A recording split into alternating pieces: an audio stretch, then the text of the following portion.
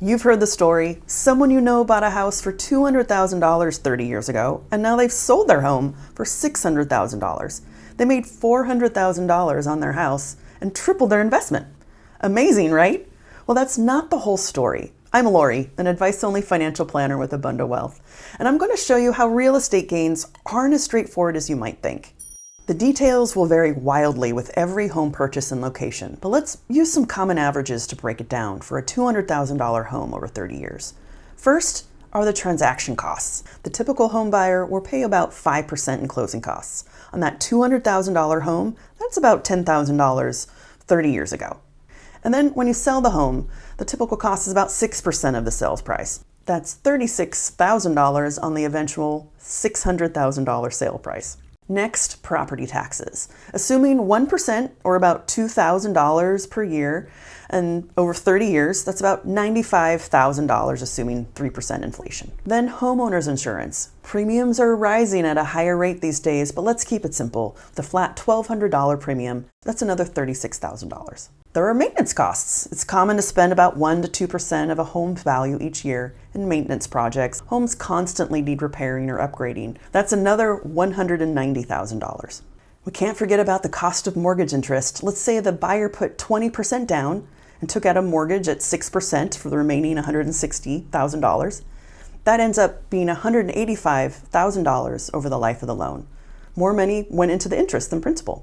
Lastly, HOA fees. Maybe these don't apply to you, but that's actually uncommon now. Almost 70% of new homes belong to an HOA, and the average fee is about $300 per year. We'll keep this simple with no inflation and call it a rough $10,000 in expenses over 30 years. So adding all those up with the purchase price comes to $762,000. That $400,000 gain looks a whole lot different. If you were to only think about your house as an investment, that's about $160,000 loss in real terms. And there's one more often forgotten cost when digging deeper: opportunity cost. That $40,000 that was used for the down payment would be worth about $400,000 in 30 years, assuming 8% return. So that brings us back to $562,000 in true, honest-to-goodness costs. So is home ownership a bad idea? Absolutely not. Being overrated as an investment doesn't make owning a home a bad decision.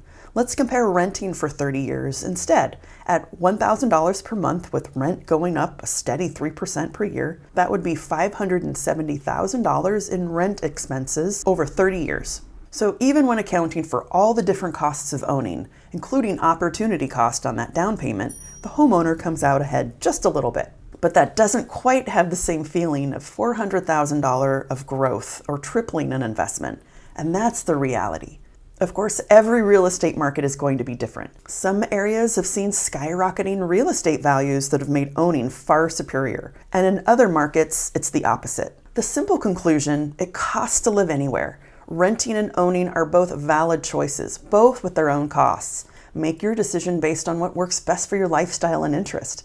The idea that renting is throwing money away is simply not true. You're ultimately paying a modest convenience fee in exchange for flexibility, simplicity, and reduced stress of owning a house. And if you need help running the numbers for your situation, a buy versus rent calculator can be a really useful exercise. Check out a link to our favorite one in the description. I'm Lori with Abundant Wealth. See you next time.